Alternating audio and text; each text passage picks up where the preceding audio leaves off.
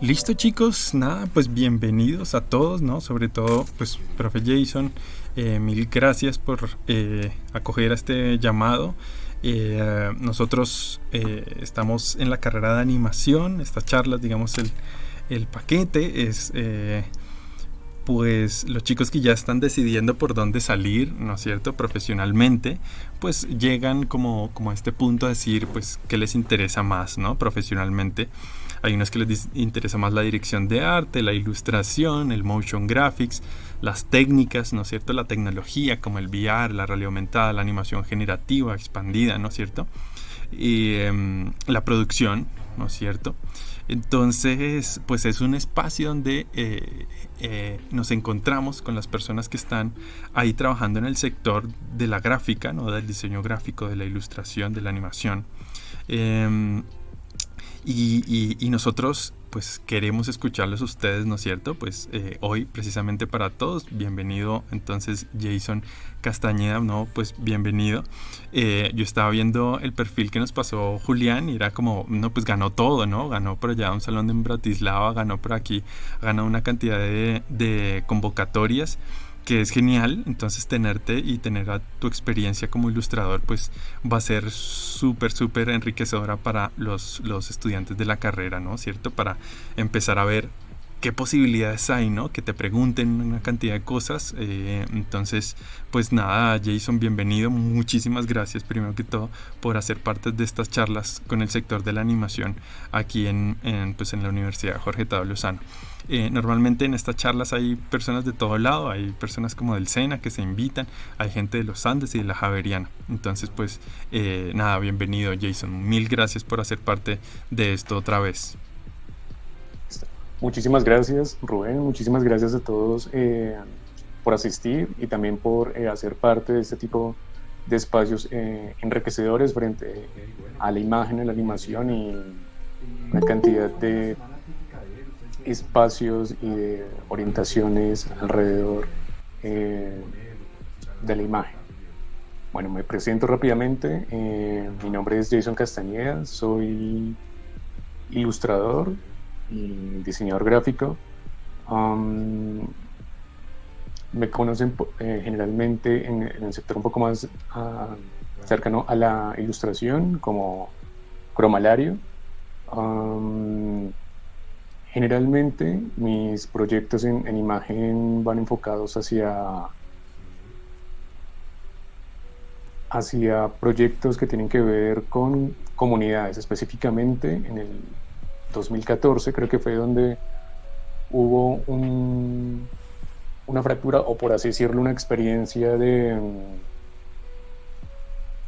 orientación hacia mi trabajo, y fue trabajar en un grupo muy amplio que incluía al ICBF, APLAN, una organización que se enfoca en derechos de los niños, y todo esto alrededor de una población particular que es población indígena en Colombia. En el 2014 lo que se hace es una recopilación al principio de 9 comunidades indígenas, y el texto, por así decirlo, siempre cuando estamos trabajando en ilustración como que nos acercamos de una manera hacia encontrar un texto, o sea, de literatura, o sea, algo escrito. Y lo particular de este proyecto era que eran unos cuentos, pero estaban enfocados hacia arrullos, hacia el cuidado de los niños. Entonces la mayoría de historias eran muy cortas, y también aparte de eso los referentes que estaban en ese momento eran paisajes sonoros y arrullos en lengua. Entonces eran canciones, arrullos, y voy a colocar un audio precisamente en este momento, en un segundo. Por acá lo tengo.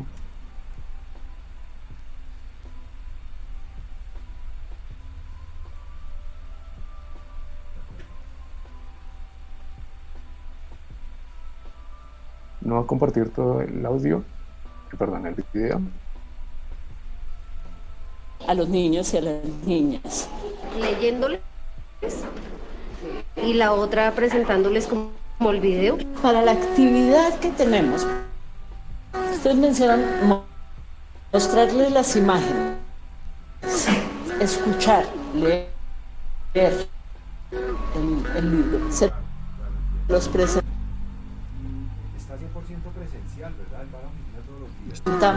a un grupo de niños no en Vera primero y a un grupo de niños en Vera después, o podemos reunirlos a todos. Entonces los vamos a reunir a todos, ¿de acuerdo? De amistad, de camaradería, de juego. Por ejemplo, la parte lúdica es muy importante. Lo mismo que nosotros, como escuchamos nosotros, y después les vamos a preguntar a ellos qué escucharon, qué sintieron.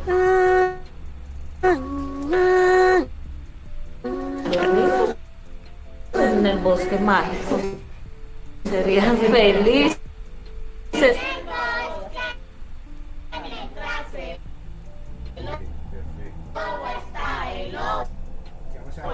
A ver, vamos a cerrar los ojitos y nos vamos a quedar ahí paraditos, escuchando todos los sonidos. Bueno, hasta esa parte. Entonces, ¿cómo podríamos Si no los sé ponemos si nosotros. alcanzó a oír algunas partes donde hay 2 o 3 arrullos, y este proyecto, lo que yo recibía, aparte de pequeños textos, por ejemplo, de una comunidad, en la primera, como les contaba, en la primera edición, en la primera parte del proyecto, que es del primer volumen, había 9 comunidades, y cada comunidad tenía una lengua diferente, también tenía una cantidad de costumbres particulares, y lo que yo tenía como referencia era una carpeta con fotografías, otra carpeta con arrullos y otra carpeta con paisajes sonoros. Entonces esto para mí fue una novedad, un hallazgo, encontrar este tipo de lugares de donde partir, ¿no? Estos espacios. Es muy diferente interactuar con un guión o con un texto, donde de alguna manera estamos acostumbrados a hacer unas lecturas lineales, ¿sí? Vamos a ir agregando, o vamos haciendo como resaltando información, y vamos como a ir armando, por así decirlo, una imagen por encima. Pero lo interesante de este proyecto era escuchar, ¿no? Entonces era una carpeta, porque muchísimas veces los textos no llegaban o no habían sido aprobados todavía por la comunidad para ser publicados. Entonces, pero igual se tenía que continuar con la construcción o con la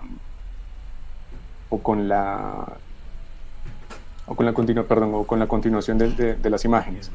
Y lo que hice durante el proceso era sentarme toda una tarde a escuchar 20, 30 arrullos y una cantidad de paisajes sonoros. Entonces lo interesante era como a partir de algunos títulos de cuentos que mencionaba, por ejemplo, eran muy referentes hacían referencia a mitos, ¿no? Entonces el mito de la niña serpiente, pero tenía, por el momento en ese instante era solamente ese título, como la niña serpiente, ¿sí?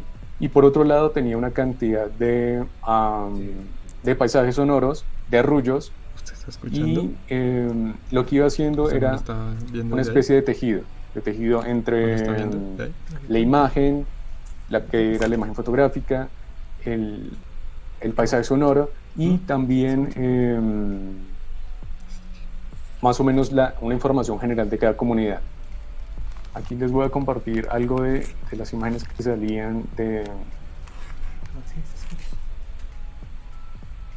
esa primera parte de exploración.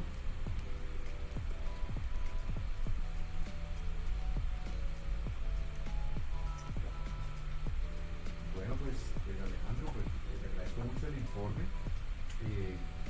Como le digo, pues tratamos de no. Esperen un segundo. ¿Me dicen si se ve aquí la pantalla totalmente?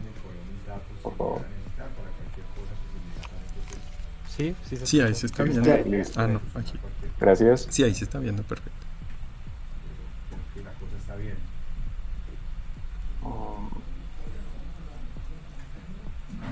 Sí, es una lástima porque en este momento en la página con toda la información se encuentra caída, no sé por qué, pero está dada toda la compilación de los 3 volúmenes, donde estaban aquí se puede ver como las comunidades, los títulos, y cada uno llevaba a una especie de disposición de ilustración, ¿sí?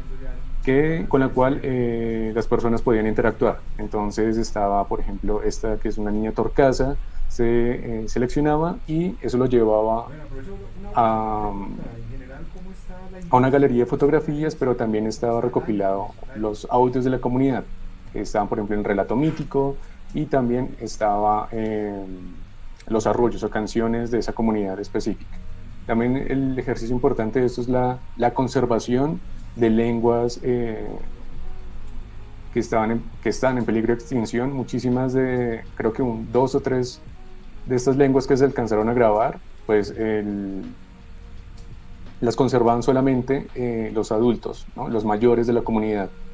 Y desafortunadamente al año o a los 2 años de terminar el primer volumen fallecieron varios abuelos de algunas comunidades, y pues eso terminó pues acabando con ese legado en cuanto a la lengua. No estoy seguro si eran cocamas en el Amazonas, pero pues es muy desafortunado que suceda esto con cientos y cientos de lenguas en el país y en el mundo.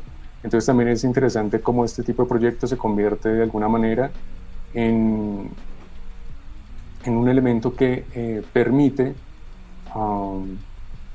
construir desde ese registro y mantener una cultura, en este caso, desde el lenguaje. ¿Listo? Aquí, por ejemplo, hay algunas ilustraciones, habían secciones dentro del libro, por acá ahorita les voy a mostrar, donde se especificaban, por ejemplo, instrumentos particulares de cada comunidad. Entonces habían flautas hechas con huesos de venado, sonajeros, y estos sonajeros, por ejemplo, acompañaban las canciones en lengua. También otra cosa interesante era la frecuencia de animales míticos en cada uno de sus relatos, ¿no? Cada comunidad tenía, por así decirlo, un repertorio de fauna a la cual le asignaba un relato de acuerdo a podría intervenir en algún relato de origen, de donde había venido la comunidad, o algunos accidentes geográficos que estaban en el lugar o en el territorio donde viven. Y también eso con el tiempo trascendió, o sea, se modificó porque, por ejemplo, habían unos criterios al principio en el primer volumen donde, les comparto aquí, no sé si, en el primer volumen donde había unos criterios que eran mucho más espontáneos, por así decirlo, en cuanto a la construcción de imágenes. Era como me sentí como mucho más tranquilo. En otros, por ejemplo, en los siguientes volúmenes cambiaron, por ejemplo, una cosa que se había hecho en el primero, era la interacción con animales.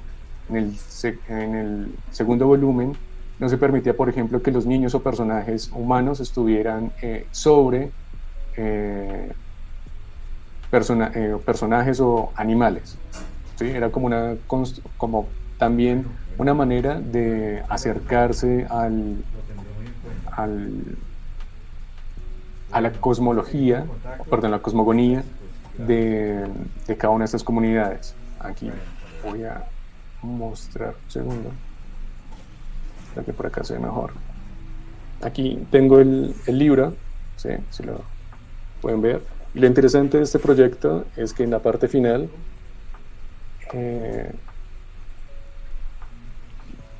están, en ese momento estaban los CDs de cada comunidad, donde estaban los cuentos, los arrullos y los paisajes sonoros eh, para mostrarlo también a las otras comunidades. Lo interesante de esto es que se le entregaba, no recuerdo bien, una serie de libros a cada comunidad que les quedaba como parte de su acervo cultural, y también esto permitía que las otras comunidades que participaban del proyecto también conocieran a las demás comunidades, ¿no? Entonces que comunidades de la sierra pudieran escuchar a comunidades del Amazonas, ¿no? Entonces también era una cosa no solamente llevada hacia públicos,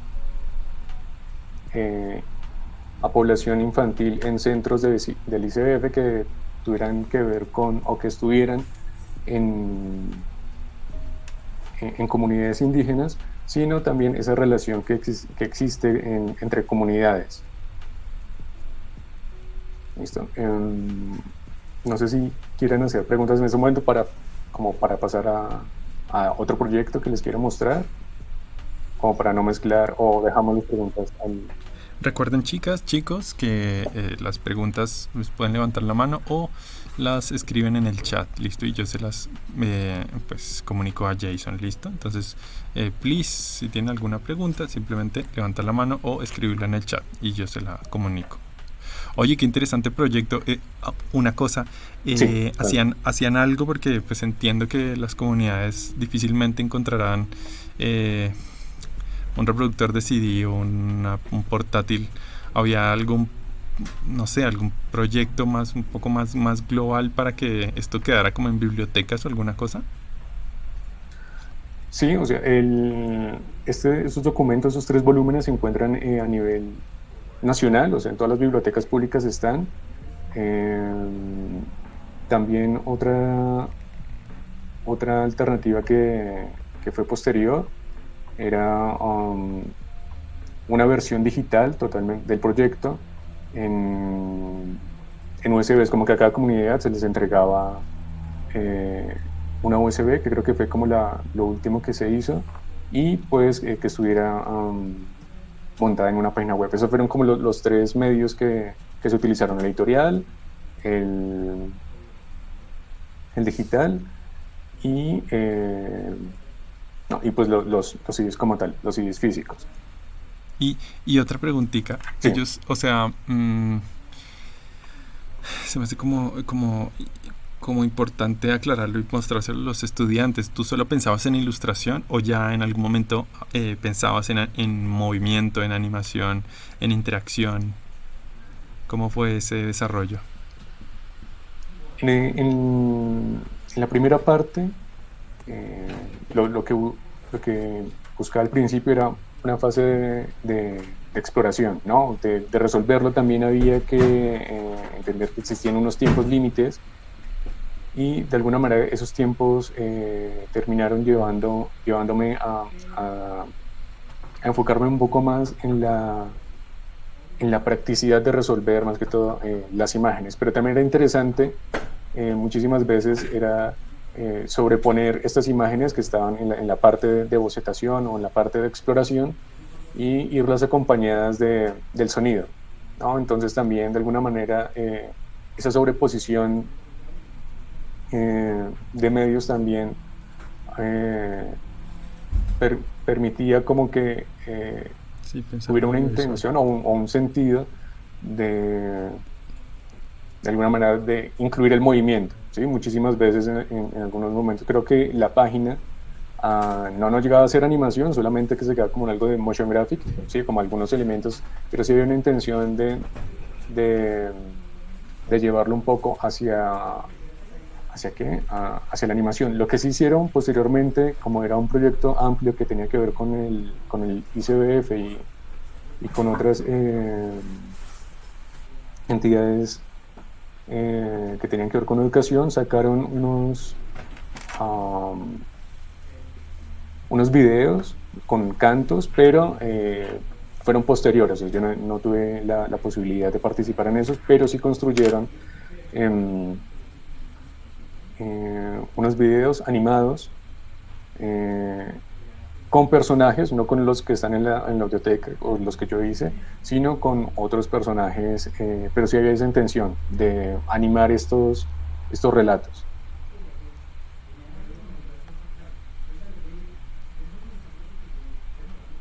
Gracias, profe. ¿Listo? Sí, listo. Bueno, entonces voy a continuar con otros proyectos. Marica. Metas el pregunte, weón. Pues puta chino no habla más parido. No, yo ahorita con estoy nervioso.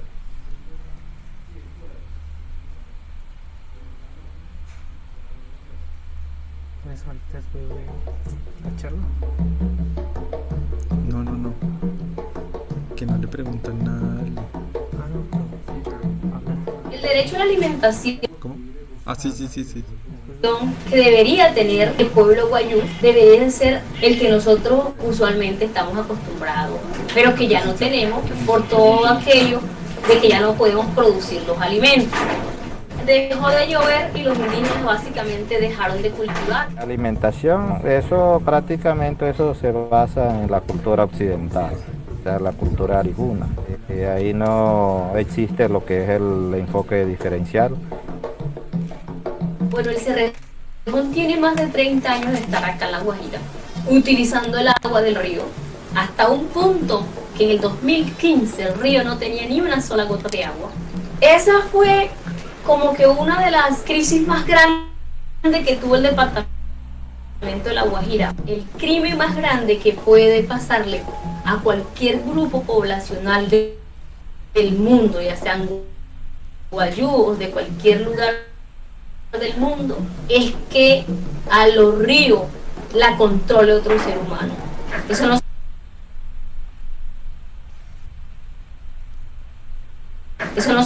lo puso Dios allí para que explotaran carbón, para que sembraran arroz. No, señor, eso lo puso para todos los habitantes.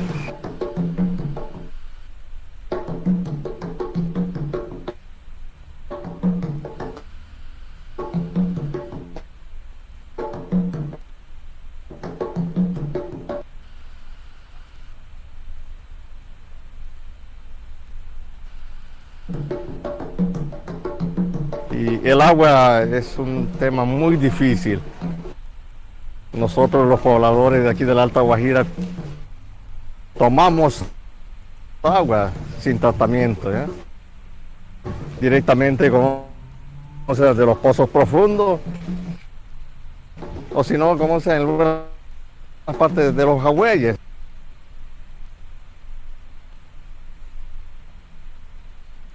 Huellas, ¿ya? Agua sin tratar, ¿ya?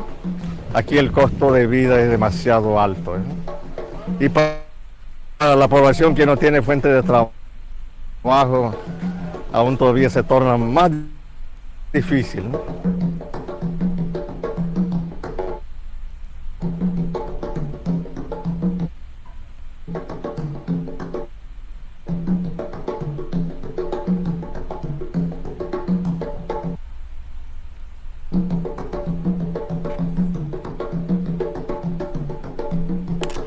Bueno, la realidad de los niños de aquí, de esta institución, es una realidad muy fuerte, porque hay niños que les toca caminar 3 a 4 horas para llegar aquí.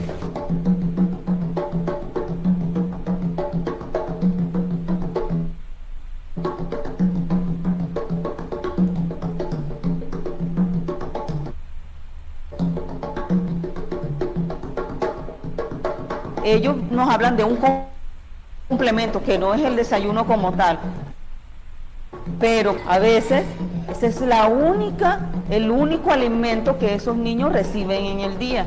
Por lo tanto, debemos de pronto reconsiderar esa ración, de pronto aguantar todo. Anteriormente, es un proyecto interesante. Solucionamos situación.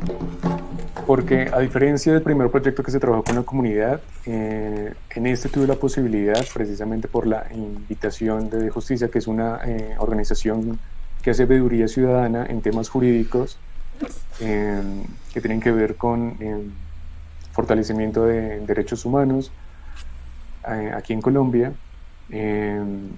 ese otro, o tenía otro enfoque, ¿no? Era de pasar del ilustrador de estudio, que es el que generalmente desde lo editorial o desde muchísimos proyectos, es el donde envían una cantidad de información, de texto o de fotografías, y el ilustrador, de acuerdo como una información, una indagación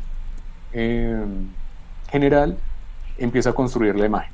Lo que sucedió aquí con De Justicia fue que hice parte de ese trabajo en territorio, ¿no? Entonces era un ilustrador en ese momento que se salía un poco, y para mí también fue muy interesante como romper esa estructura profesional del oficio, de tener como de alguna manera un método práctico de construcción de imagen. Y por ejemplo, sucedieron varias cosas que fueron interesantes, y era estar en Riohacha.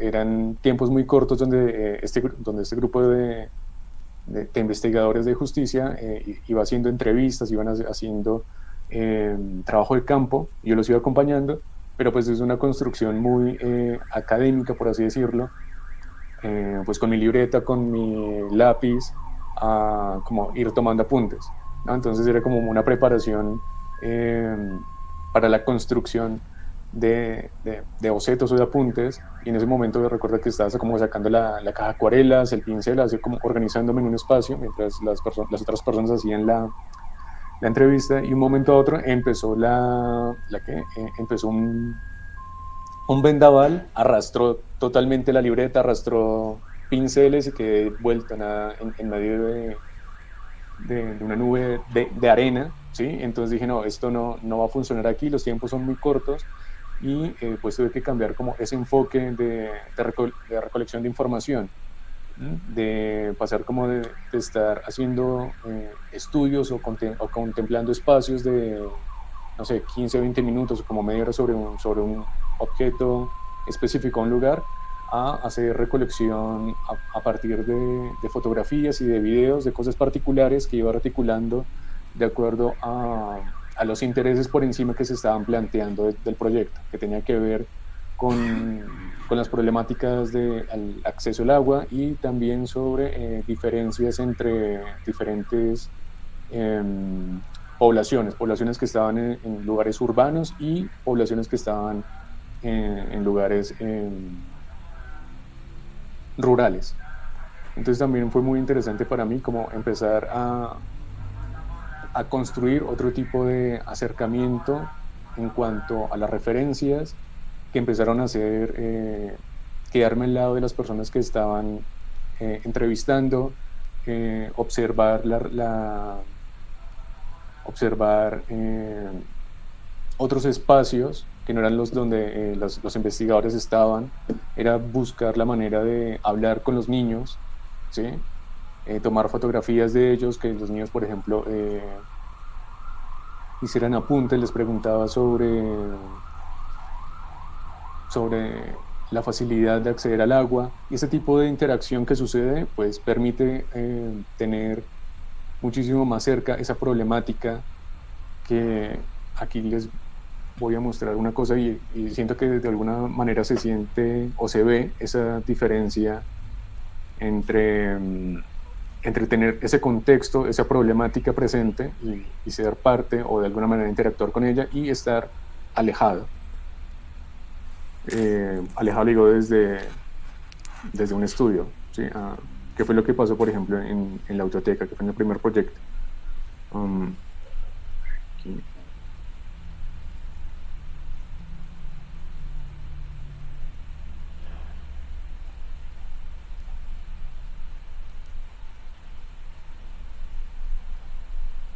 Bueno, aquí, por ejemplo, esta es una de las primeras imágenes que se hicieron para este proyecto. Esto fue antes de ir a La Guajira, donde había un imaginario un poco alejado o estandarizado como de referentes sobre lo que es La Guajira, más enfocado como al agua y a cosas como ese traje de ritual, donde las mujeres utilizan estas telas rojas, y es como uno de los referentes recurrentes cuando se habla de la comunidad wayuu, ¿no? La mujer y la pintura corporal. Y por el otro lado, como elementos como el trueque que tienen con las cabras, y por encima como algo de alfarería. Digamos que eso es como la información que por encima se contaba. Después lo que sucede en territorio, pues evidentemente es una interacción con un paisaje que todo el tiempo está en movimiento, porque como que está la playa, pero las corrientes de aire son muy, muy fuertes, y para mí todo el tiempo era una sensación importante, que en algún momento quise plantearlo en la imagen, ¿no? Como que todo tuviera este dinamismo, porque precisamente esa información no la vas a conseguir estando en el estudio, y posiblemente si hablas con una persona que haya ido a La Guajira, de alguna manera se enfocarán en otras particularidades, no precisamente en ese tipo de cosas. Para mí, por ejemplo, esta parte del viento fue importante, ¿sí? El movimiento de las palmeras, y también en los desiertos, como los dos desiertos en cuanto a la paleta de color. A ver, creo que por acá tengo.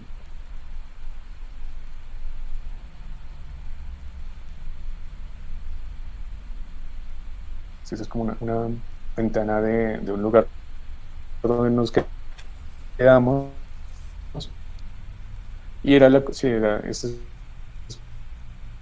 si no estoy mal, es por el ventilador.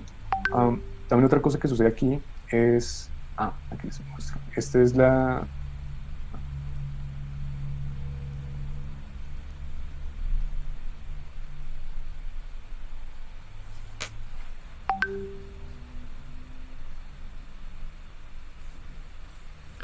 Jason, te perdimos. La ilustración, la pieza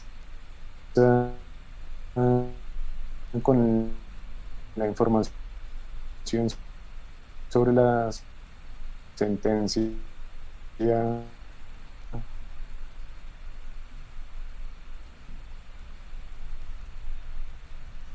Jason, te estamos perdiendo de internet, o no sé si soy yo. Alguien que me confirme. 2017. Sí, somos todos, al menos yo también lo estoy perdiendo. Vale, Jason, no sé si... Sobre una situación anticonstitucional en La Guajira. Aquí estaba... Listo. ¿Me escucharon hasta qué parte?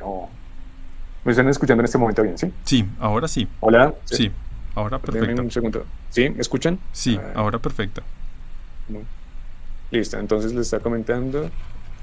Aquí esta es la primera ilustración que vimos, que se fue antes del viaje, y en ese momento se llevaron unas láminas donde estaba traducida la sentencia del 2017 por causas inconstitucionales por el acceso al agua en La Guajira, y ahí lo que sucedía era como una traducción del español al guayunaiki, que es el lenguaje que hablan en esta comunidad wayuu. Aquí, por ejemplo, estaba la sentencia. Ellos tenían unos audífonos, y los audífonos tenían grabada la sentencia en guayunaiki. Era una manera de hacer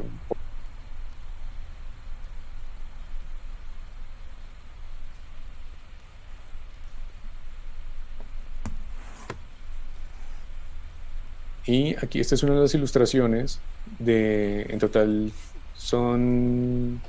para ese proyecto fueron 10 o 12 ilustraciones que tenían que ver con diferentes enfoques en cuanto al acceso al agua, a problemáticas con otro tipo de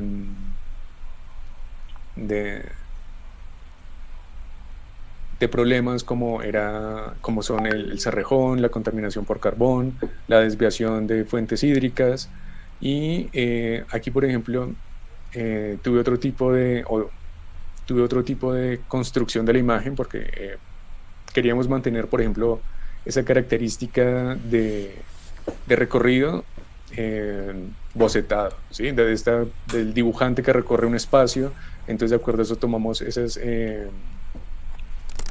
lineamientos plásticos, se podría decir, pero además también cambió el enfoque, ¿no? Es un enfoque más como se podría de alguna manera revisar que hay un enfoque más hacia un referente fotográfico, más enfocado hacia un paisaje, ¿sí? Que era información que, si vimos en la anterior imagen, pues está llevado un poco más hacia lo mítico, hacia unos... a ver, ¿dónde está el anterior?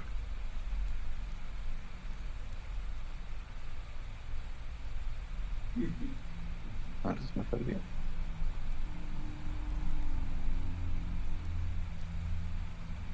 Perdón, esta, a comparación de esta, ¿no? Donde el espacio que se construye pues está alejado de ese espacio con el cual yo pude interactuar. Entonces también eso me parece un hallazgo interesante dentro de mi oficio como ilustrador, ese tipo de relaciones que se construyen y la importancia de ser parte de este tipo de espacios que permiten tener un contexto y de alguna manera sentir ese tipo de problemáticas más cercanas.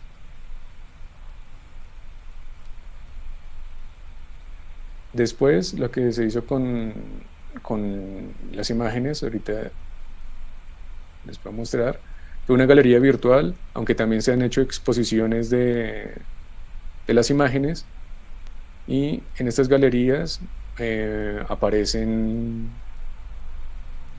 los enfoques, por ejemplo, de un territorio árido, y también están acompañadas de relatos de personas de la comunidad en La Guajira. Después de esto se hizo una exposición, se hicieron 2 exposiciones, hace más o menos 6 meses se hizo una en el Parque La 93, y hace un año más o menos, o un poco más, se hizo otra exposición con las imágenes en el espacio de Casa Tinta. Y lo interesante de estos espacios es que, aparte de hacer la exposición de las imágenes, también estaba acompañada de un taller de ilustración donde la mayoría de personas que participaron pues eran personas ajenas a la imagen, como abogados. Era un taller de ilustración para abogados. Entonces era también interesante como este tipo de espacios que no son tan frecuentes, pues permite también otro tipo de exploraciones y de alguna manera de aprendizajes externos a lo convencional.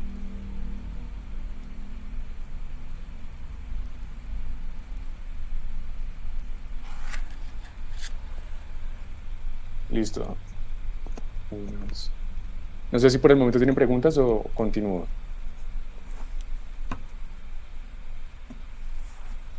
No, vamos adelante. Todo está perfecto. Listo. Vale. Un segundo.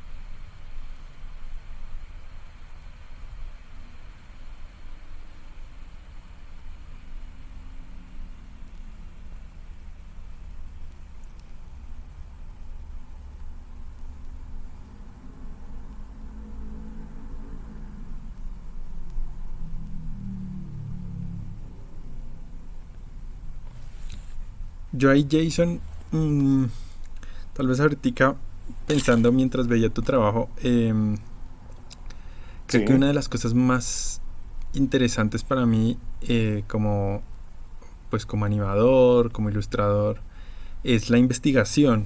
No solo a veces siento que el producto se vuelve, claro, el producto es importante, ¿no? Para todos el producto es importante, pero el viaje, y me refiero al viaje a la investigación, precisamente a a la búsqueda de esa información, ¿no? Si tú hablas de la ciudad, tienes que empaparte en la ciudad. Si tú hablas de los, no sé, de los Embera, tienes que entenderlos, saber cómo se expresan, cómo se visten, qué comen. Y eso se vuelve parte de la investigación y al final uno lo plasma en su producto de una forma hay unas representaciones ahí que uno termina haciendo, pero me parece muy interesante que nos estás contando ahorita como una parte casi que esencial en los dos proyectos que estás trayéndonos aquí, y es como la investigación, ¿no? De ir y trabajar con la comunidad, de escucharlos, ¿no? De poder interactuar en algún momento, por lo menos ir al desierto y por lo menos entender y empezar a ver pues cuáles son las problemáticas sociales. Me parece importantísimo que los estudiantes tomen nota de esa parte investigativa, ¿no? Porque a veces pues siempre quieren no, vamos a hablar sobre las focas en Alaska. Está bien, ¿no? Trabajar con las focas en Alaska, pues no, sin duda es una vaina pues muy interesante por ahí, pero tal vez se nos queda un poco lejos, ¿no? Se nos queda lejos de la cantidad de historias que tenemos nosotros cerca. Y por eso rescato tanto lo que nos estás mostrando de investigación y de cómo llegar a una imagen, ¿no? De cómo saltar, de decir, no, yo quiero un grafito. No, es posible que lo mejor era la acuarela. No, lo mejor era que fuera un carboncillo. No, lo mejor era cualquier cosa, ¿no? Me parece interesantísimo ese desarrollo de la investigación. Sí, es interesante precisamente porque a partir de esa interacción se van construyendo unos criterios, ¿no? Y es importante no solamente dejar como en segunda mano como la cantidad de información como algo que no se va a utilizar, como el hecho de recopilar información y como no utilizarla totalmente, pero realmente esa captación de información en el espacio, sea de entrevistas, de escuchar, de ir al lugar o encontrar de alguna manera referentes diferentes a los convencionales, permite construir alternativas de lo que llamamos, no sé, como variaciones un poco más profundas en cuanto a creatividad, ¿no? O sea, si no existe esa cantidad de información, es muy difícil llegar a variaciones que no sean convencionales, ¿sí? O sea, es muy importante que cualquier tipo de exploración, por más de que se vea que esté muy ligada a lo estético, a exploraciones personales, no es posible profundizar o generar unas variaciones específicas o tener la seguridad de tomar unas decisiones sin tener una buena cantidad de información, ¿sí? Aquí, por ejemplo, muestro unas imágenes que son posteriores. Por ejemplo, eso fue un encargo del mismo proyecto, pero ya no se hizo el viaje, sino que ya tenía la información previa. Pero lo interesante de esto es como ya tenía claro los primeros criterios o las primeras nociones, ya tenía como un acervo importante en cuanto a el paisaje, en cuanto al espacio, en cuanto a elementos que hacían particular La Guajira. Pues nuevamente lo retomo y hago unas variaciones. Habían cosas que, por ejemplo, en el primer proyecto no las alcancé a utilizar, como sería la relación de la interacción de las personas con algún tipo de mecanismo para obtener agua, y en algunas imágenes no se habían hecho porque precisamente no se había como asimilado toda la información, pero ya como en esta segunda fase de construcción de imagen, de este segundo encargo, me permito como utilizar nuevamente como esas cosas que no utilicé al principio, como otro tipo de encuadres, otro tipo de gestos y de posiciones, pero nuevamente están articulados por todos los criterios que se habían hecho gracias a participar en el territorio. Aquí, por ejemplo, esta es la versión final, ¿sí?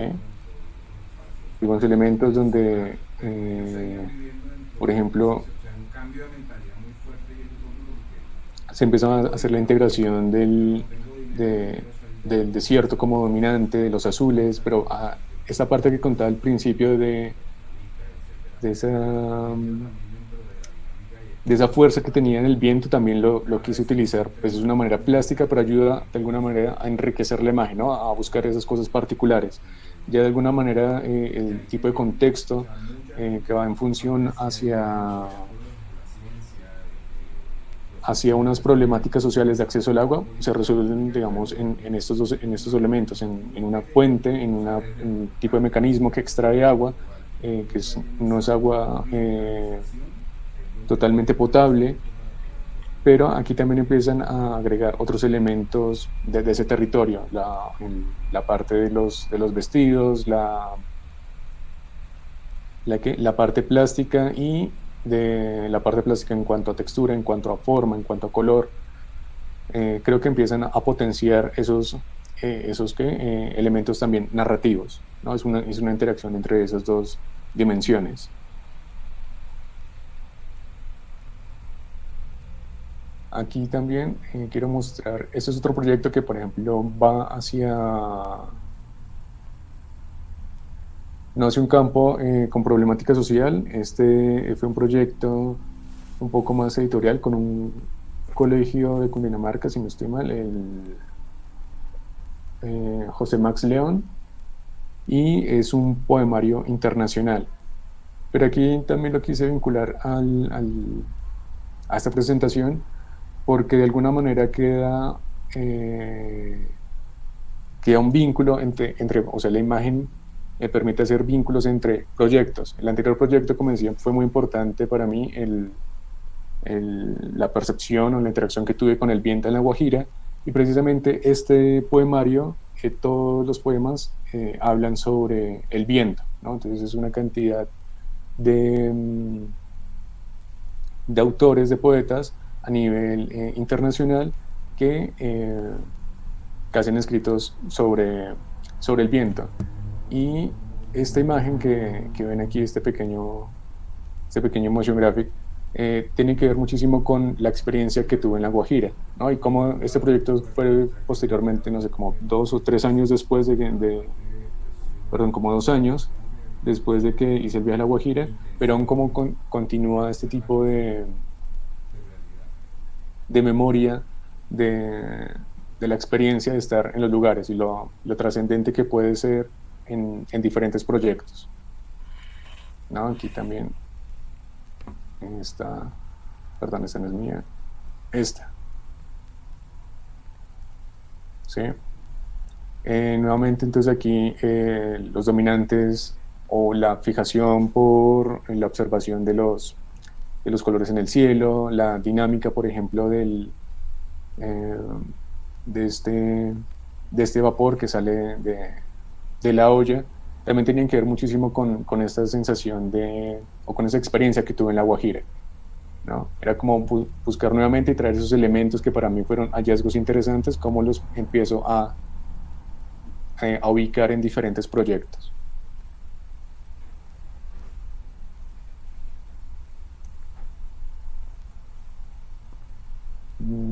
Y yo creo que sería todo por ahora. No sé. O cuánto tenemos de tiempo, no sé si. Sí, normalmente tenemos 1 hora y media de charla, pero vale. también por aquí veo una pregunta. Aquí Jesús Santiago está diciendo, entonces el viento fue un elemento que ya luego se quedó en trabajos posteriores. Efectivamente. Sí, o sea, también yo creo que dependiendo del proyecto, o sea, ese tipo de información con la que uno se queda, que también es una información no solamente como de conceptual, sino también queda una información de experiencia, ¿sí? de esas cosas particulares, y también es importante como revisar hasta qué punto, o sea, por ejemplo, esta sensación que tuve, esta interacción que tuve con el viento, puede durar, no sé, 2 o 3 proyectos hasta que de alguna manera se pueda diluir y pueda ser reemplazada por otro tipo de fijación. Puede ser como que en algún momento puedo empezarlo a utilizar en proyectos Eh, en ese, por ejemplo, en el del viento lo utilicé pues precisamente por la pertinencia y lo asocié porque no hacía más o menos, no sé, como un año, 2 años que había ido a La Guajira y en ese momento lo utilicé. Pero posteriormente pueden existir como otro tipo de experiencias con otros proyectos que pueden trascender en decisiones o ser parte importante de los criterios al momento de construir imagen o de tener unas orientaciones, unas sensibilidades con la intención de construir imagen.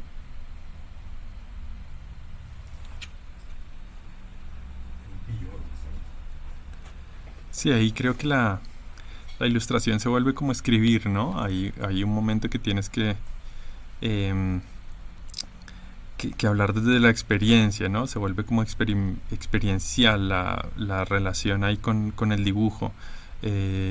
La vuelve parte del trabajo de uno, y esa parte me parece muy importante. Por eso a los estudiantes siempre yo les recomiendo cualquier cosa que los saque de su zona de confort, ¿no? Ir a una obra de teatro, salir obviamente de las plataformas, alejarse de esa parte, ¿no? Ir a una biblioteca, cosa que ya no se hace, ¿no? Ya ir a una biblioteca para estos estudiantes, yo creo que ya pasarán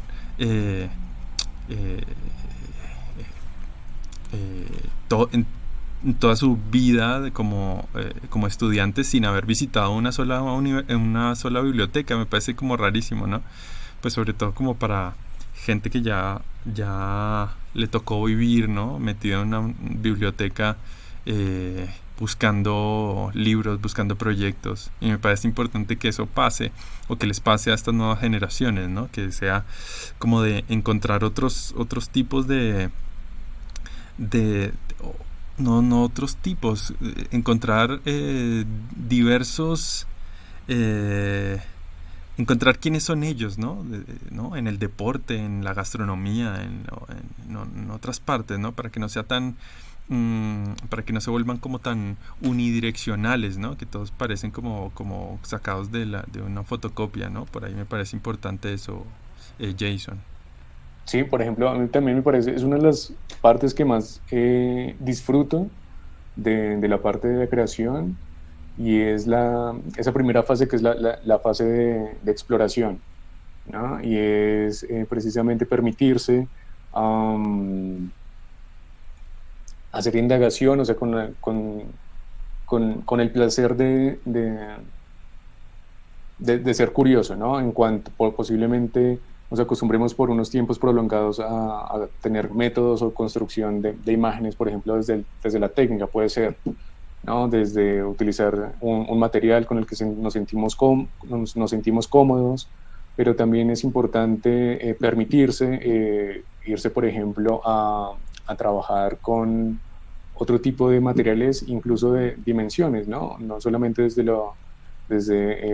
un soporte bidimensional, utilizar un pincel o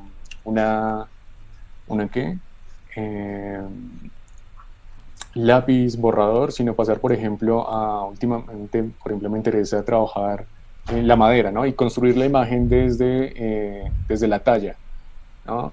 Entonces, ese tipo de cambios permiten también ampliar, hacer posiblemente como una reforma desde nuestro espacio interior, sí, desde cómo hacemos como una ampliación de ese espectro o de esa desde ese sentir hacia la construcción de imagen, ¿no? La animación, por ejemplo, desde lo estético, desde la construcción de personajes, hacer diferentes aproximaciones solamente con el interés de ampliar, ¿no? de disfrutar ese proceso. Aquí, por ejemplo, pongo en esta imagen el proyecto de la audioteca, que fue el 2014, y aquí otro felino, que es con el último que he estado interactuando, que serían figuras en madera. Entonces es otra manera de aproximarse a los personajes, pues evidentemente cuando uno empieza a tener una interacción o tener otro proceso desde lo tridimensional y desde el proceso de la talla, pues empieza a enriquecer y también empieza a buscar otro tipo de alternativas para resolver narraciones, para resolver espacios, para resolver la imagen, ¿no? Desde cómo resolver una profundidad o cómo trabajar, el hecho de trabajar, por ejemplo, con figuras en madera, exige un registro, ¿no? Y ese registro exige tener unos conocimientos en fotografía. Y cuando exige, cuando exige fotografía, pues necesita también nuevamente como echar una repasada a toda la cantidad de información sobre iluminación, sobre color, ¿no? Y esto interesante porque permite hacer muchísimas aproximaciones que posteriormente pues se terminan de alguna manera orientando o siendo mucho más convergentes dependiendo de los criterios que se tengan para cada proyecto, ¿no? Que es importante también, como está bien, está esa fase como exploración de diferentes técnicas, de diferentes estilos, esto, pero también es importante concentrarlos, condensarlos en lineamientos que nos permiten continuar o construir discursos visuales orientados hacia diferentes, con diferentes intenciones, ¿sí? Sean narrativas, sean plásticas, que interactúen con otro tipo de textos o de interacción, por ejemplo, con lo sonoro, ¿sí? Entonces es importante también permitirse ese tipo de aperturas.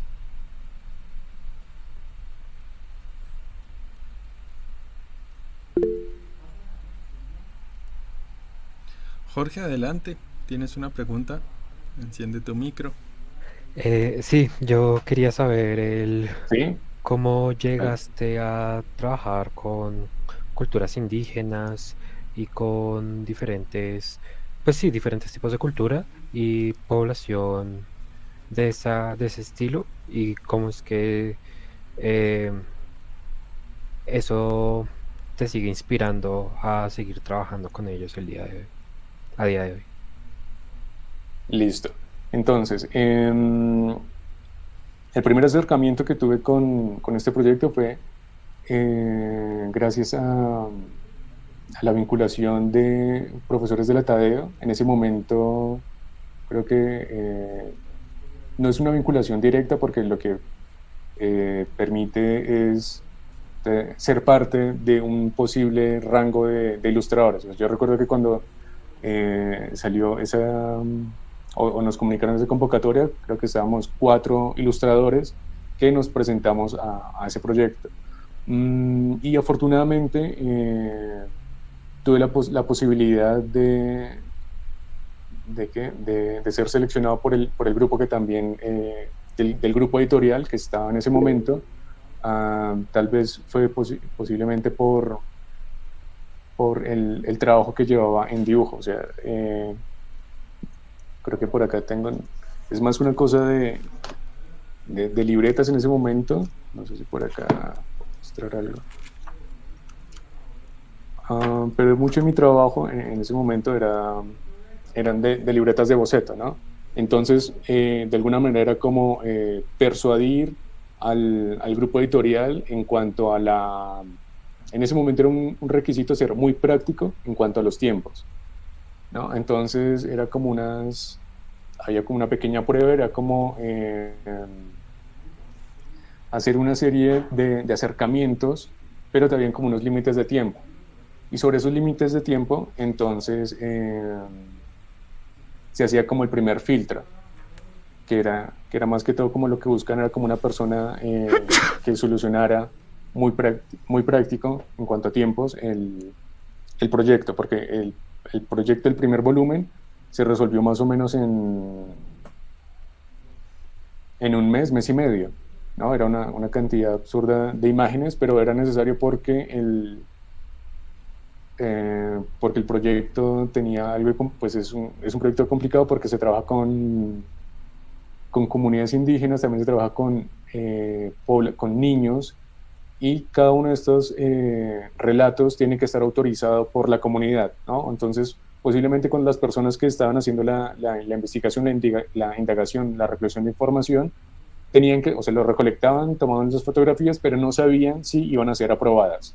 Entonces muchísimos textos al final durante la producción se terminaban cambiando porque no se habían firmado los documentos o porque no se tenían todos los permisos. Entonces era un proyecto que necesitaba muchísima adaptación a los tiempos, ¿no? A configuraciones, a modificar las composiciones de un día para otro, hacer cambios de color, cambios de personajes, porque se estaba moviendo todo. Entonces yo creo que eso fue como una de las, en ese momento, como de los fuertes que pude mostrar en mi trabajo. Sí, era como esa practicidad en cuanto a tiempos, en cuanto a la manera de solucionarlo. Y algo que, por ejemplo, que con lo vinculé, yo creo que fue una cosa ese momento, porque nunca había tenido la posibilidad de acercarme a escuchar tantos audios y tan particular, tantos audios en tan poco tiempo, con tanta intensidad, porque era levantarme a las 7 de la mañana o más temprano, y lo primero que hacía era escuchar canciones, porque eran los arrullos, era todo el tiempo, porque era como el referente que tenía, era todo el tiempo estar escuchando arrullos, relatos en lengua, que posiblemente después de una semana llegaba la traducción, ¿sí? Y para mí al inicio tenía una fotografía y era escuchando eso. Entonces yo creo que también fue un mes muy intenso de estar escuchando y de estar haciendo investigación, porque como no había una investigación, como no había viajado, tenía que sí o sí buscar, por ejemplo, características de la comunidad, pintura corporal,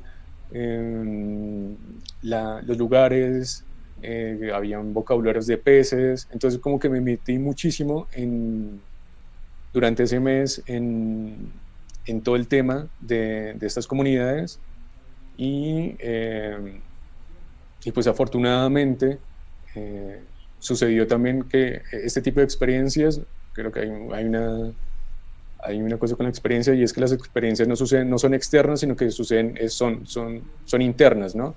Y posiblemente otra persona que tenga la misma situación, pues puede pasar que no, o sea un proyecto nada más y como que nunca vuelva a cruzarse con este tipo de temas. Pero lo que me sucedió fue que quedé enganchado, quedé con una fijación precisamente por todo esto de los relatos míticos, ¿no? Incluso todavía me gusta, por ejemplo, leer textos etnográficos, ¿no? Y leer bastante sobre comunidades, y es algo que queda, ¿no? Es algo que es como una línea que se mantiene, como lo decía, lo del viento en la Guajira. Así, por ejemplo, desde el 2014, este tema de las comunidades indígenas, y como yo creo que es lo que también parece interesante, es por así decirlo, desconfiguración que permite hacer. Una, por ejemplo, era la noción de canciones, que creo que también le pasó al artista sonoro, que hacía las grabaciones, y él nos contaba que, por ejemplo, para los Nukak Makuk, no recuerdo si es en la parte de la Orinoquía, las canciones, o sea, cuando él llegaba a la grabación, les decía como, bueno, vamos a hacer una grabación de una canción, pero para nosotros como occidentales una canción en promedio, no sé, son 5 o 6 minutos como canción de relato. Pero lo interesante es que para ellos las canciones pueden durar 25 minutos, ¿no? Y para ellos es una canción que dura 25 minutos y duran cantando durante 25 minutos, ¿no? Y es una cosa como que lo aleja precisamente, lo pone uno a pensar precisamente como esas concepciones de lo que es una canción, ¿no? Y también cómo se repiten, y es una manera de construir un relato, porque no es que se aprenda en una canción, sino que es de alguna manera como una improvisación, ¿sí? Y no, si se hace una grabación de esta misma comunidad en cualquier otro momento, las canciones van a ser totalmente diferentes.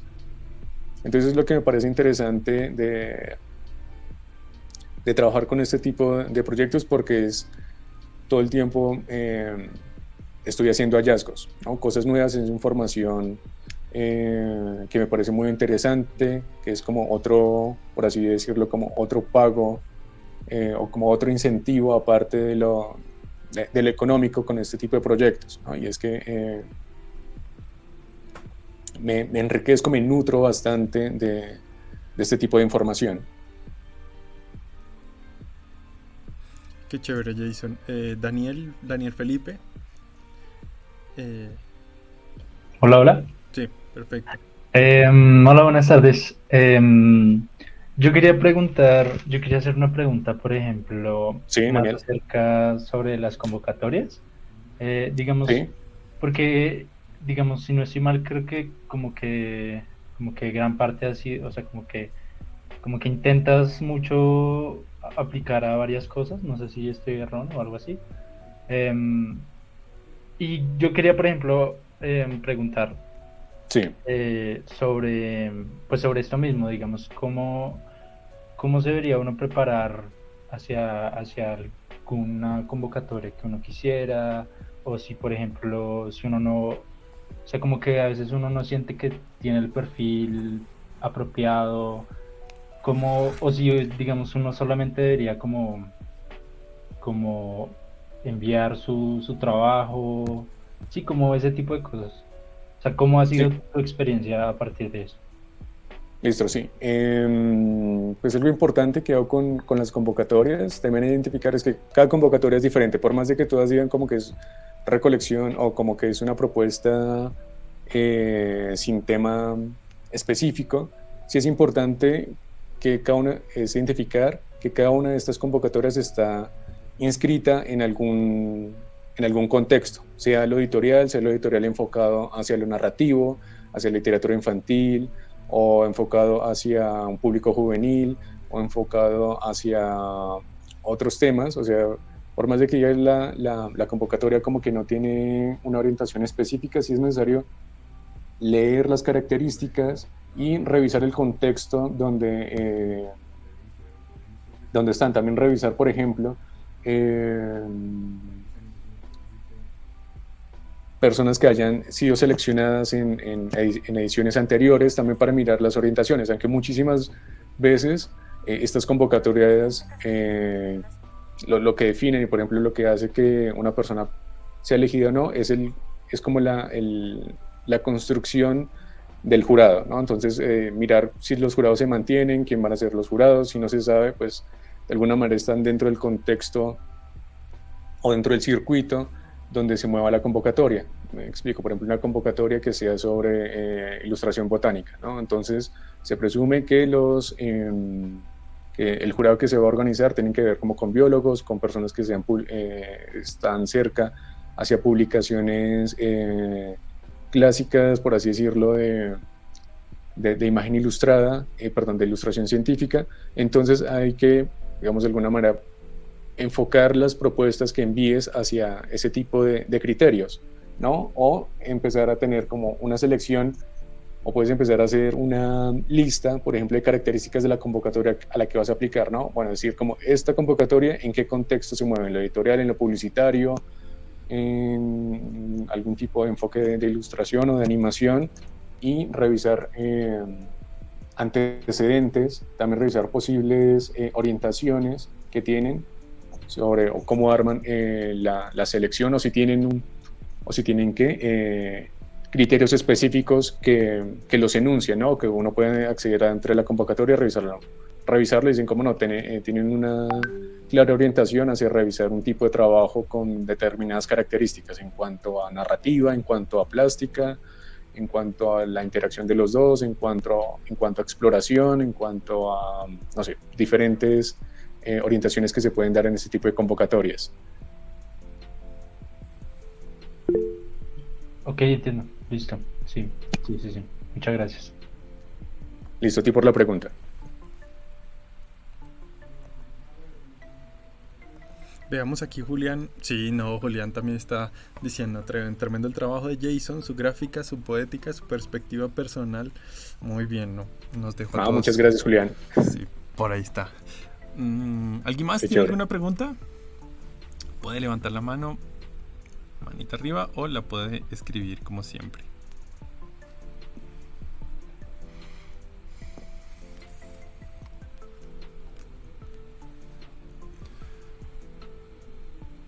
No, pues chéverísimo. Jason, sí, sobre todo yo también estoy buscando esto. Yo creo que estos chicos, que ves acá, estos 50 chicos normalmente, están ya preparándose para salir de la carrera. Y todo el mundo empieza como, no, es que quiero hablar de alguna cosa que me pasó, ¿no? O sea, se vuelve como repetitivo, ¿no? La forma de investigación. Y me parece sumamente importante que nosotros, pues sí, como profesionales, les enseñemos a los chicos a investigar, ¿no? Les enseñemos que en la investigación está, pues, para mí está en la mitad del proyecto, ¿no? Porque ahí es donde uno se sumerge, donde uno empieza a encontrar incluso las técnicas, incluso la forma de narrar, incluso a mí me pasa, bueno, yo estoy mucho en la animación expandida, me gusta mucho esa parte, y entonces empiezo a decir, cambio de plataforma, ya no, tal vez lo que antes quería hacer, que era no sé, una animación en 2D, se me volvió una animación en VR, o una animación en lo que sea, no importa. Creo que en el viaje uno encuentra como la forma perfecta para no sé, para hablar con la persona que quiere hablar, ¿no? Entonces me parece eso como muy importante, que los chicos se vayan también con esa investigación, con esa necesidad de investigar, ¿no? En sus proyectos, que no sea como tan fría. Me parece que ahí uno encuentra muchas cosas chéveres. Sí, yo creo que, y también ahí es una parte interesante de cómo es lo que uno considera, o de las maneras que uno tiene de acercarse hacia lo personal, ¿no? Muchísimas veces uno lo asocia como son cosas que uno considera que son particulares, pero realmente si uno revisa otro tipo de expresiones en diferentes medios, se encuentra como que hay algunas similitudes, ¿no? Y lo que uno a veces considera como que es tan particular se empieza a reconocer o se empieza a ver reflejado en otras exploraciones similares, ¿no? En otros animadores, en otros artistas, en otros fotógrafos. Y es interesante cómo empezar a encontrar ese tipo de relaciones y también buscar otras maneras de recoger y de organizar este tipo de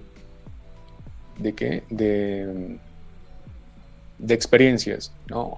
Por ejemplo, en algún momento para mí era muy importante el uso de la libreta, ¿no? De esto de andar todo el tiempo dibujando y anotando como lo más cercano, lo inmediato, el transporte, los lugares donde iba, los lugares, sí, los lugares más cercanos. Y esto desde la parte del dibujo, ¿no? Y desde el esbozo. Pero también es interesante, por ejemplo, otra manera, escuchar, ¿no? Y creo que eso también es importante porque tiene otro tipo de dimensión, ¿no? Que es, por ejemplo, el escuchar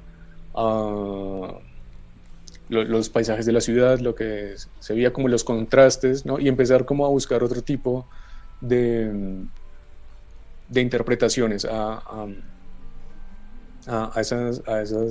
lo que recibimos desde con nuestros sentidos, ¿no? A veces nos enfocamos, por ejemplo, lo que a veces unos días me enfoco, por ejemplo, en la iluminación, en los contrastes, o otro día en el color, otro día en cómo se mueve algo, ¿no? Y creo que funciona muchísimo para este tipo de pasatiempos contemplativos, y la animación creo que es importante precisamente al fijarse en movimientos particulares, en velocidades o en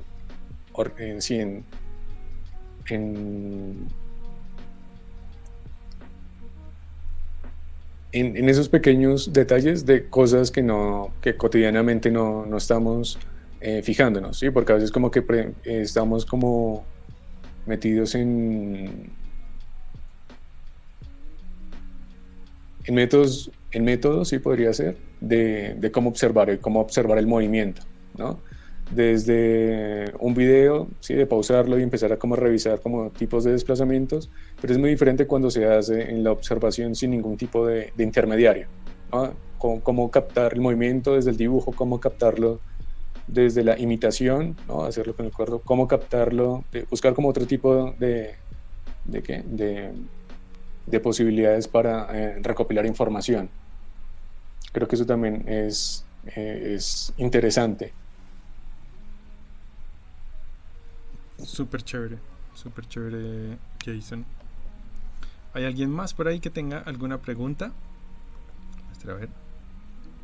Bueno, yo creo, mientras tanto voy a mostrarles otra cosa que me pareció que me ha pasado.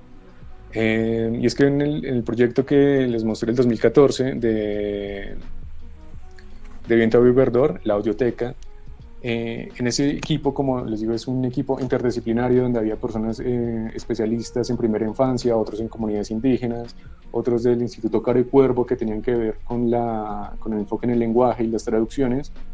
En ese equipo, en esos momentos, en el 2014, había una chica que después tuvo la fortuna de estar vinculada con UNICEF, y hace más o menos 1 año, 2 años, me contactó. O sea, yo no lo sabía. Entonces lo único que me dijo fue: mira, yo hace como en el 2014 trabajé contigo, no nos conocemos, o sea, hice parte del equipo, vimos el resultado de la biblioteca. En este momento estoy en UNICEF Latinoamérica y el Caribe, y me gustaría hacer un proyecto contigo en ilustración, porque lo que recuerdo son las ilustraciones de ese momento del proyecto. Y con ella tuve la posibilidad de trabajar en un documento para UNICEF de medio ambiente enfocado hacia población infantil. Entonces, esto, por ejemplo, también sirve este tipo de proyectos cuando son tan amplios. El trabajo conjunto es importante porque también permite ampliar ese tipo de oportunidades, porque pues igual todas esas personas que están en esos proyectos también van haciendo otro tipo de vida profesional, ¿sí? Se van expandiendo, y determinado lugar es posible que uno se vuelva a reencontrar. Entonces muchísimas veces me ha pasado eso. Por ejemplo, con ella trabajé y hacía parte de ese proyecto del 2014, ¿sí? Esto es para UNICEF Latinoamérica. Y aquí arriba, si no estoy mal, tengo otro proyecto que trabajé con la persona que es el artista sonoro en ese proyecto. Frecuentemente hacemos proyectos, o sea, como que una relación laboral que es intermitente, no es tan frecuente, pero de vez en cuando, cada 2 años, hacemos un proyecto, y pues es interesante como hacer ese tipo de interacciones. Por ejemplo, lo que me gusta trabajar con él es que todo pasa específicamente con el sonido. Entonces tiene un proyecto que es para explicar características del sonido a primera infancia, ¿no? Y también aquí lo interesante es cómo a partir del dibujo de la primera infancia, de esa geometrización que se hace que hacemos cuando somos niños, se empieza a construir todo un estilo de gráfica para un proyecto particular, ¿no? Eso es también como una parte que les quería comentar, ¿no? Como ese tipo de relaciones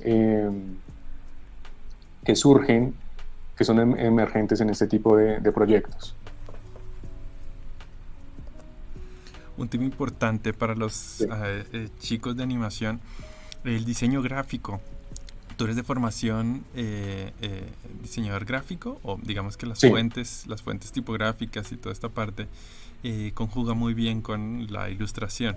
¿Qué hacer para, pues, darles un consejo a los estudiantes que normalmente dicen: no, tipografía no vimos, diseño gráfico no vimos? Entonces sí hay como, pero siempre lo tenemos que hacer, ¿no? Usted es animador y tiene que hacer diseño gráfico, tiene que trabajar en motion graphics, posiblemente le dé mucho dinero o posiblemente le dé de comer, Entonces, ¿cómo ves esa parte para nosotros?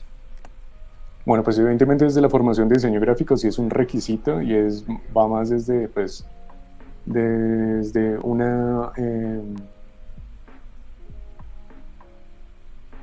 desde un proceso académico que tiene que ver con desde una historia de la tipografía, desde las diferentes familias, desde los diferentes requerimientos que en su momento tuvo que modificarse la letra para acomodarse a diferentes tipos de superficies o de cantidad de información, pues de alguna manera como que sí hay esas bases. Pero, por ejemplo, también me parece interesante como el ejercicio de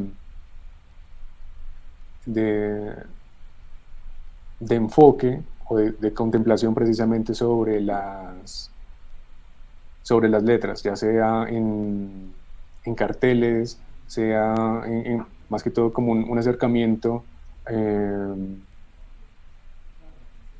práctico, ¿no? Desde el conocimiento que tenemos, o sea, por ejemplo, sin realmente tener como conocimiento específico en la historia ni en la construcción geométrica que debe requerir una tipografía, sí podemos hacer un acercamiento desde lo práctico, desde la exploración, desde ejercicios de construcción de letra. Por ejemplo, esto de aquí es lettering, o sea, lo que hago es rayar de alguna manera, por ejemplo, haciendo trazos gruesos o utilizando el lápiz de una manera inclinada o ejerciendo más presión. Después lo que se hacen son diferentes pruebas, se digitaliza y se hacen diferentes modificaciones, ¿no? Esto, por ejemplo, va directamente articulado con el tipo de trazo que se utilizaba acá. Entonces, posiblemente ya sea construir letras desde trazos con una intención plástica o hacer exploración, por ejemplo, en resolverlo desde una manera con diferentes materiales. Con la intención más, pues es interesante como la parte de construcción de la letra desde lo experimental. Me parece que podría ser una manera de acercamiento. Había una herramienta, no recuerdo en este momento, que permite hacer, eso se llamaría display, que son fuentes que no están construidas geométricamente, sino es hacer exploraciones desde el trazo o utilizando diferentes herramientas como pinceles o como crayolas, hacer un abecedario, se escanea y se puede crear una fuente display. Creo que, dime un segundo acá, si lo tengo, font self, si no estoy mal.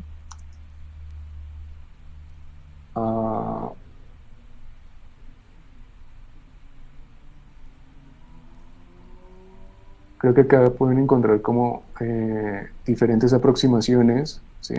No es tanto de una construcción geométrica.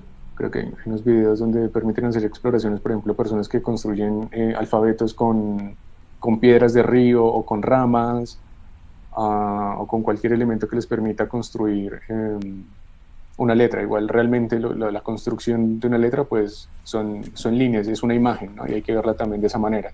A veces no tanto como esta vista un poco más académica desde la construcción rigurosa de lo geométrico, sino también empezar a hacer exploraciones con diferentes elementos, que también creo que sería interesante permitirse hacer ese tipo de laboratorios. Creo que por aquí...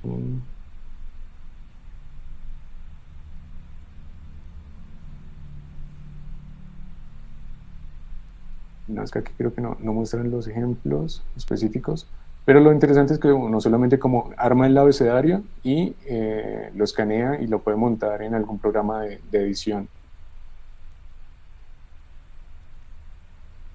para hacer rápidamente una fuente, display.